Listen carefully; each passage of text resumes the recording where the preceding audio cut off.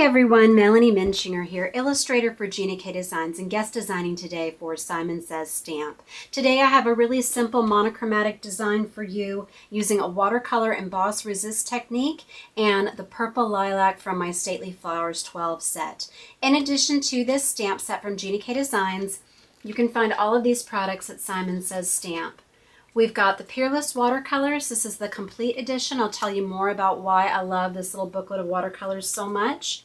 We've got the Versamark Watermark stamp pad for the embossing, some Gina K embossing powder. This can either be the clear or the white fine detail because we are stamping on the white. I've got the Gina K Designs Jet Black Amalgam ink, an acrylic block for all those images, a heat gun for doing my embossing, some scissors for cutting out these little butterflies. Got some glue for my mat and foam squares for popping those up. And then the cardstock that we're using today, I've got the Gina K Pure Luxury Heavy Base Weight White. This is 4 1/4 inches by 11 inches scored at 5 1/2 for my base. Then I've got a mat that's 4 inches by 5 1/4. One that's 3 1/2 by 4 5/8, and then the one that we're going to be doing our embossing and coloring on is 3 1/4 by 4 3/8 inches. And then just a little scrap for those little stamped butterflies. So let's begin by stamping our lilacs. And this is a 3 1/2 inch block. It'll fit all the images that we're going to be stamping with today. So I love doing line art images in a clear or a white and then coloring over them. Just something different than black, and it really pops. Such a pretty look. So I'm going to stamp these on each corner. The shape of this particular image makes a really nice corner element, so I'm just turning it the other way to stamp there at the top. And so this is a watermarking ink, so it's very light, but you'll be able to see it when I put that powder on. I'm going to slide just a piece of scrap paper under it to catch my embossing powder and then funnel it back into the jar. So we're just going to pour this on very generously and then tap it off and then funnel this back into the jar and put it aside. So hundreds and hundreds of projects that you can get from just this one jar of powder. Okay, so let's go ahead and do our embossing. So you want to keep your tool moving and hold it just an inch or two away. You're going to see that powder go to a shiny finish, and then you know it's done.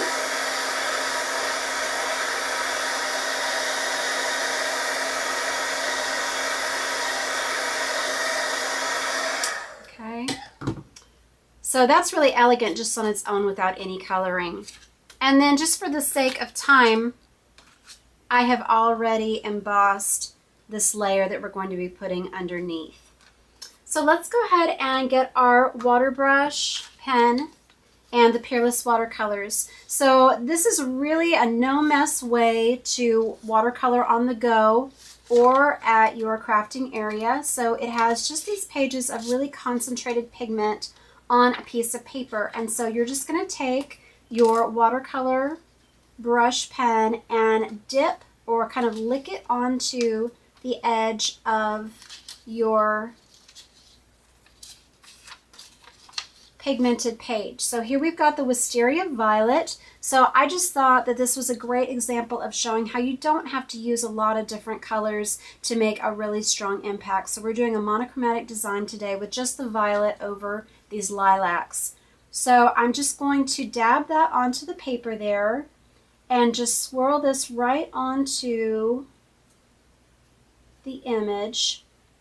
And you can use a watercolor paper, but today I'm just showing just how nicely this blends on a regular stamping, card making cardstock. And as the color fades out, I'm just pulling that down the card. I'm going to go ahead and do this on this side as well. And you can build up the color.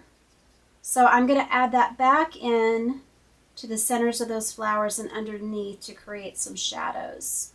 So if you want a more blended look, The water does not dry as quickly on watercolor paper. So if you want that look, I like to use the Strathmore that Simon carries. And so I'm just going back and forth, and then this page is going to dry. And so then I just close my book back up and it's ready for the next time that I want to use it.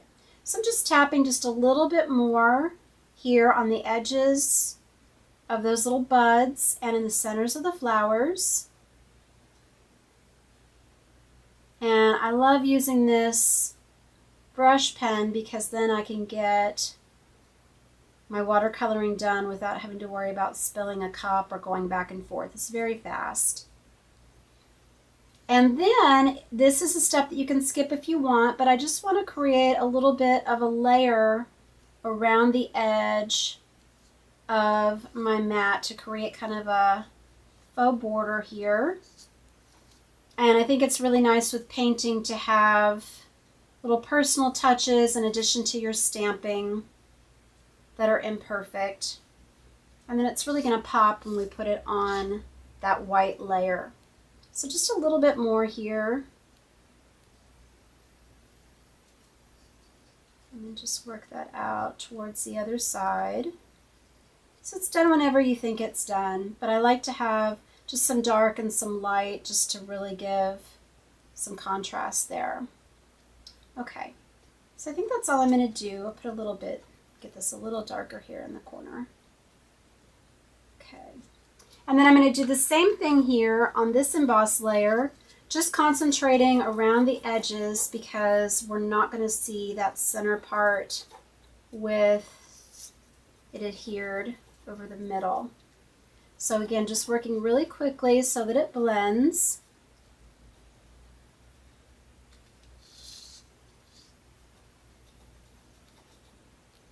And if you feel it just drying out, then you just give it a little bit of a squeeze.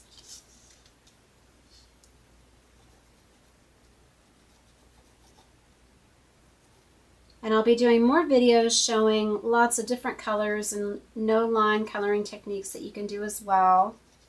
But I just wanted to start really simple today. So this is something that is always going to look really classic and elegant, and you can do no matter what your skill level very quickly. And it can be lighter in some areas, or if you want to have it more the same color all over on your mat, you can do that. Okay. All right, so that's all the coloring that I'm going to do with that. Now what we want to do is we're going to adhere these layers. So I've got this Connect glue, and it has a really fine tip on the applicator so that you can control the glue, whether you want to go thick or thin. And that fine tip is nice because you can do really tiny little areas when you are adhering small pieces like this butterfly that we're doing today. So I'm just going to center that right on my base. And then we're going to do the same here. You can dry this up a little bit if you want with your heat gun. So I'm going to go just right up to the edges so that I can really flatten that out on my mat.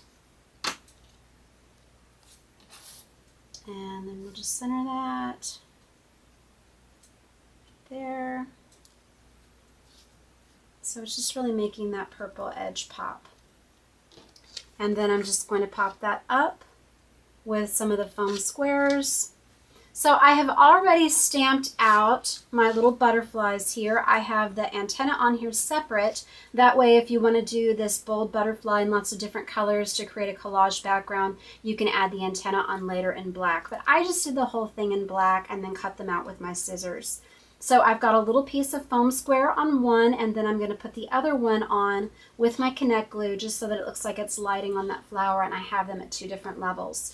So let's go ahead and add a greeting really quickly because I have this calendar theme here. All of the different greetings that I've put in here, I have got where it is focused around the day theme. So every day these are separated out so that you can stack them how you want in your layout. Very versatile. So I think for this particular one, I had praying every day for you. So this one, I think I'm going to do there is something to celebrate every day. And this could be for a birthday or just encouragement. So I'm just going to put this on my grid line block. Again, you can use the Misty for these if you want. And then I'm going to do that every day, and I'm going to have that stair step down there around those flowers.